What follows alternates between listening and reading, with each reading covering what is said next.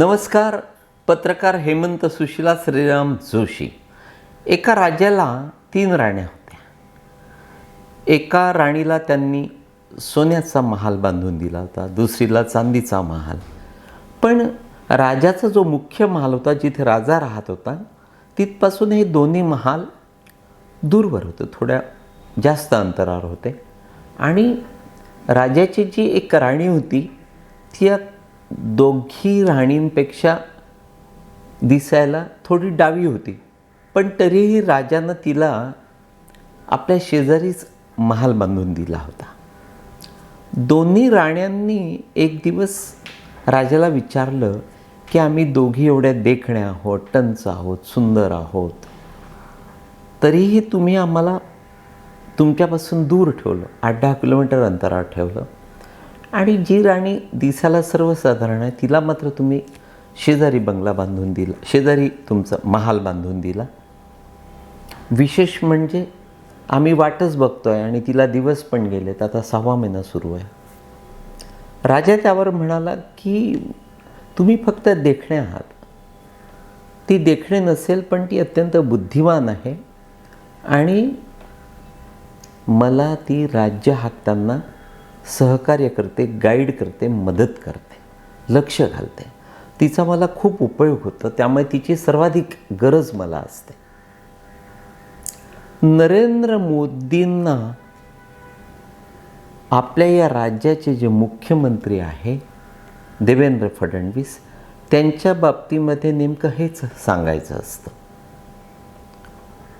मित्रांनो, आपल्या या राज्यातली थोडीशी बाजूला पडलेली एक महिला नेता, दिल्लीमध्ये तिचं चांगला बोलबाला आहे, वर्चस्व आहे, ओळखी पाळखी आहेत. अनेक सिनियर नेते, थेट मोदी किंवा अमित शहा देखील तिला अगदी लगेचच एंट्री देतात, तिच्याशी गप्पा मारतात, चर्चा करतात. ती आणि आपल्या या राज्यातून भारतीय जनता पक्षाचे त्या दिल्लीमध्ये स्थिरावलेले काही नेते, काही 2-4 मिशोस नेते, त्यांना फडणवीसांचं या राज्यातलं वर्चस्व आणि महत्त्व नेहमी डोळ्यात खुपत असतं. तीच ती नावं पुन्हा काय घ्यायचे. पण घडलेला जसाच्या तसा प्रसंग तुम्हाला सांगतो. काही दिवसांपूर्वी या महिलेसंग तिच्याबरोबर आपल्या या राज्यातले आणखी काही प्रभावी मराठी नेते दिल्लीतल्या भारतीय जनता पक्षाच्या एका वरिष्ठ नेत्याला भेटले. अमित शहा नाही, पण जे अमित शहाशी मोदी बोलले तेच त्यांनी त्या नेत्याला देखील सांगितलं. तो सारा प्रसंग मी तुम्हाला जुळवून सांगतो. अर्थातच ती महिला आणि ते आपल्या राज्यातले काही मान्यवर नेते एकत्र जाऊन त्यांनी फडणवीसांच्या विरोधात चुगली केली, काही पुरावे दिले. फडणवीसांच्या मनमानी कारभार करतात किंवा फडणवीस अमुक नेत्यांकडे दुर्लक्ष करतात, काही नेत्यांना नको तेवढे जवळ करतात, असे ज्या नेहमीचे जे काही पुरावे आपण मांडू शकतो, ते पुरावे त्यांनी त्या मोठ्या नेत्याकडे मांडले आणि सांगितलं की तुमची आणि मोदी साहेबांची वारंवार वरचेवर भेट होत असते, तुमचं दररोज एकमेकांशी बोलणं होतं, तुम्ही हे जसंच्या तसं एकदा मोदी साहेबांना सांगा. म्हणजे आम्ही कुठलंही नाव पुढे रेटत नाही. मोदी साहेब सांगतील तो कुठलाही बदल आम्हाला या राज्यात चालेल. पण हे जेवढं तुम्हाला सांगितलं त्याचं निवेदन आम्ही तयार केलं आहे. ते निवेदन जरी तुम्ही जसं तसं त्यांना वाचून दाखवलं तरी चालेल. तो नेता मोदी साहेबांना जेव्हा भेटला तेव्हा मोदी साहेबांनी ते शांतपणे ऐकून घेतलं आणि मग त्यांनी त्या नेत्याला सांगितलं की तू या मंडळींकडे लक्ष देऊ नको. हे नेहमीच इकडून तिकडून अनेकांकडून या पद्धतीच्या फडणवीसांच्या तक्रारी माझ्या कानावर घालत असतात, करत असतात. त्यांना फक्त एकच विचार की फडणवीसांच्या तोडीचा जो डिट्टो हुबेहूब अगदी फडणवीसांच्या पावलावर पाऊल पद्धतीनं हे राज्य हाकू शकेल, महाराष्ट्राचा मुख्यमंत्री होऊ शकेल, असा एक नेत्याचं नाव मला सांगा. मी 5 नेते सांगत नाही, एकाच नेत्याचं. मी ठीक आहे, फडणवीसांना दिल्लीत बोलावून घेतो आणि तिथे त्याची नेमणूक करतो. तुम्हाला कुठलंही सकारात्मक उत्तर येणार नाही. आणि अत्यंत महत्त्वाचं म्हणजे की जर तुम्हाला महाराष्ट्र आपल्या हातून गमवायचं असेल, भारतीय जनता पक्षाच्या हातून या देशातलं एक राज्य पुन्हा एकदा 15-20 वर्षांपूर्वी 15-20 वर्षांसाठी हातून घालवायचं असेल, तर नक्कीच आपण फडणवीसांना बदलवूया. अर्थात तो नेता देखील मोदींच्या तोडीचा, त्याच्या ते सारं लक्षात आलं. आणि नेमकं हेच बोलणं एकदा मोदींनी शहांना देखील सांगून टाकलं होतं. कारण नाही म्हणायला अमित शहांना मोदींच्या बाबतीमध्ये, फडणवीसांच्या बाबतीमध्ये कुठेतरी राग आहे म्हणा, गैरसमज आहेत, किंवा मुंबईतले जे काही व्यवहारी आणि त्या पद्धतीनं पुढे पुढे करणारे जे नेते अमित शहा यांच्या सभोवताली असतात, ते कानावर या पद्धतीनं टाकत असतात, त्यामुळे गैरसमज निर्माण होत असतात. पण जेव्हा अमित शहा देखील जवळून सारं बघतात आणि कठीण असं राज्य चालवताना फडणवीस कसे यशस्वी ठरतात, त्यांना ते मोदींनी देखील सांगितलं, त्यांच्याही लक्षात आलं. आणि अलीकडे फडणवीस मुख्यमंत्री झाल्यानंतर शहा यांनी देखील पुन्हा कधीही फडणवीसांच्या बाबतीमध्ये गैरसमज करवून घेतलेले नाहीत आणि ते होणारही नाहीत. मित्रांनो, गंमत अशी आहे की आपल्या या देशामध्ये अनेक राज्यांमधून, मग उत्तर प्रदेश असेल, मध्य प्रदेश असेल, राजस्थान आहे किंवा छत्तीसगड आहे, आसाम आहे, अरुणाचल आहे, गोवा आहे किंवा छत्तीसगड, मणिपूर, असे कितीतरी राज्य आहेत की जिथे भारतीय जनता पक्षाची सत्ता आहे. आता या राज्यातले मुख्यमंत्री, त्यांच्याशी तुम्ही फडणवीसांची तुलना करा आणि तुमच्या ते लक्षात येईल की फडणवीस आणि इतर मुख्यमंत्र्यांचे, मी त्यांना कमी लेखत नाही, पण ते फडणवीसांपर्यंत दूरपर्यंत पोहोचत नाही. याची काही मायनूत उदाहरणं मी तुम्हाला सांगतो. या साऱ्या राज्यांमध्ये जिथे जिथे भारतीय जनता पक्षाची आपल्या या देशामध्ये सत्ता आहे किंवा सत्ता नसेल, म्हणजे कोलकात्यामध्ये सत्ता नाही, पण फडणवीस तिथेही गेल्यात प्रचारासाठी, प्रसारासाठी. थोडक्यात काय, तर प्रचारानिमित्तानं, भाषणानिमित्तानं, विविध कार्यक्रमांनिमित्तानं फडणवीस या साऱ्या राज्यांमध्ये जिथे भारतीय जनता पक्षाची सत्ता आहे तिथे जाऊन आले आहेत. आणि तिथे गेल्यानंतर बघा, त्यांच्या संगतीनं जे 4-2 लोक सतत तिथे असतात, त्यांनी सांगितलेला हा किस्सा की फडणवीसांचं तेथे देखील महाराष्ट्राप्रमाणे सर्वसामान्यांना कुतूहल आहे, आकर्षण आहे, कौतुक आहे आणि ते फडणवीसांवर तुटून पडलेले असतात.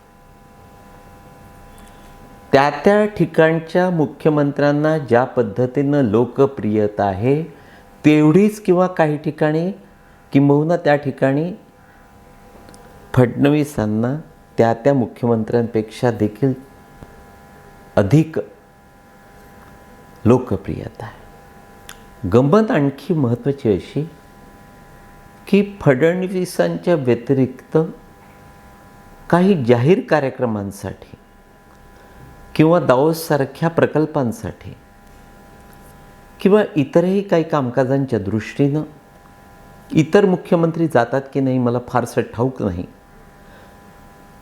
योगी आदित्यनाथ यांनी तो तसा तोकडा प्रयत्न अगदी अलीकडे केला. ते सिंगापूरला जाऊन आले, त्यांचंही छान स्वागत झालं. पण तुम्हाला एक महत्त्वाचं सांगतो की मोदी आणि शहानंतर अनेकांना वाटतं की योगी या देशाचे पंतप्रधान व्हावेत. नाही, ती त्या पद्धतीची मान्यता भारतीय जनता पक्षातूनही नाही आणि देशातल्या एकंदर भारतीय जनता पक्षावर प्रेम करणाऱ्यांना देखील नाही. त्यांचं जे सांगणं आहे ते सरप्राईज आहे, उत्तम आहे, योग्य आहे. आपल्या या देशातले, राज्यातले भाजपप्रेमी आदित्य योगीनाथ यांच्यामध्ये उद्याचा गृहमंत्री बघतात, पंतप्रधान नाही. ते पंतप्रधान म्हणून फक्त आणि फक्त एकमेव फडणवीसांमध्ये बघतात. आणि हेच नेमकं फडणवीसांचं मोठं यश आहे. भाषाप्रभू म्हणजे नागपूरकर फडणवीस, अर्थातच हिंदीवर त्यांचं प्रभुत्व आहेच. नागपूरकर हिंदीत अतिशय उत्कृष्ट हिंदी बोलतात, फडणवीसांना ते सहज शक्य. मराठी त्यांची त्यावर कमांड आहे. मराठी हिंदी वाचनातून, अभ्यासातून त्यांनी अधिक त्यात प्रगल्भता मिळवलेली आहे. आणि लॉ ग्रॅज्युएट असलेले, विविध पदव्या असलेले आणि वाचनाचा व्यासंग असलेले फडणवीसांची इंग्रजीवर तेवढीच कमांड आहे. जगातल्या कुठल्याही विषयावर त्यांना कोणत्याही क्षणी उभं करा, ते जगासमोर अस्खलित इंग्रजीतून भाषण करून जगातल्या मान्यवरांच्या टाळ्या मिळवू शकतात. त्यामुळे जे काय पंतप्रधान होण्यासाठी आवश्यक अत्यावश्यक गुण असतात, त्या बाबतीत एकाही ठिकाणी फडणवीस कमी पडत नाहीत. He is a ditto Narendra Modi. मोदींची नक्कल करतो. मोदी दिलीप कुमार तर हे राजेंद्र कुमार. हे लक्षात ठेवा, काही फरक नाही. मोदींचा आणि त्यांचा अभिनय सेम टू सेम, हुबेहूब, कामाची स्टाईल सारं काही. आणि जो एकंदर श्रूडनेस लागतो ते सारंच. मोदींना लपवा, फडणवीसांना काढा, फडणवीसांना काढा, मोदींना लपवा. ही वस्तुस्थिती. त्यामुळे मी थोडासा आश्चर्यचकित झालो की फडणवीसांच्या अर्थात ते कानावर गेलंच असेल, पण मला असं वाटतं की ज्यांना फडणवीसांकडून राजकीयदृष्ट्या या राज्यामध्ये स्थिर स्थावर व्हायचं आहे, त्यांनी दिल्लीत जाऊन उगाच वरिष्ठांचे कान कोरण्याचा प्रयत्न करू नये.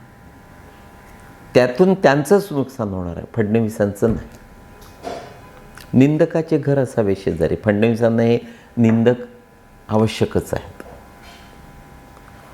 या उलट फडणवीसांना अलीकडे जे विचारण्यात आलं, क्षणाचाही विचार न करता, कुठल्याही कॉम्पिटिशनचा विचार न करता फडणवीसांनी होकारार्थी उत्तर दिलं आणि तो आहे केंद्रातला मंत्रिमंडळ विस्तार.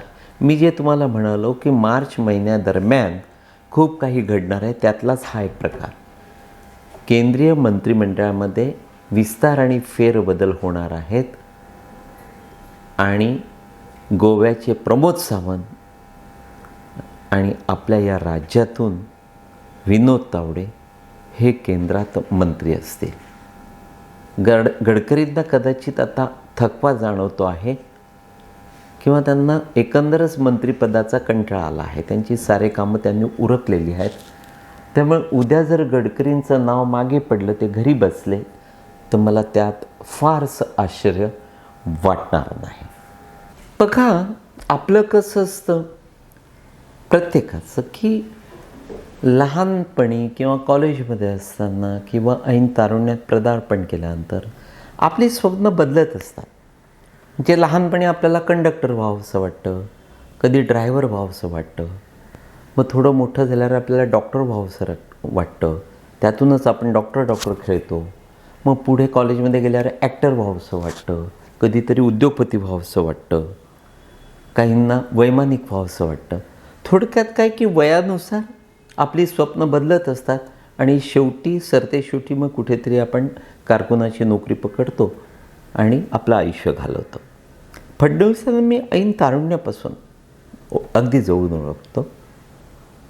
त्यांना कधीही या पद्धतीचे फ्लक्च्युएट विचार डोक्यात आले नाही. ते वयाच्या 20व्या-21व्या वर्षी नगरसेवक झाले आणि तेव्हाच त्यांनी ठरवलं होतं की या राज्यातलं नेतृत्व करून मोकळं व्हायचं. आणि तेच त्यांनी पुढे केलं, यशस्वी करून दाखवलं आणि आज राज्याचे मुख्यमंत्री झाले. त्यामुळे फडणवीसांसारखा महाकाय वृक्ष हलवण्याचा प्रयत्न किमान त्यांच्याच पक्षातल्या काही उपद्व्यापी नेत्यांनी करण्याचा अजिबात प्रयत्न करू नये. अपयश येईल, उलट स्वतःचं मोठं नुकसान त्यातून होऊ शकेल. तूर्त एवढंच मित्रांनो, नमस्कार.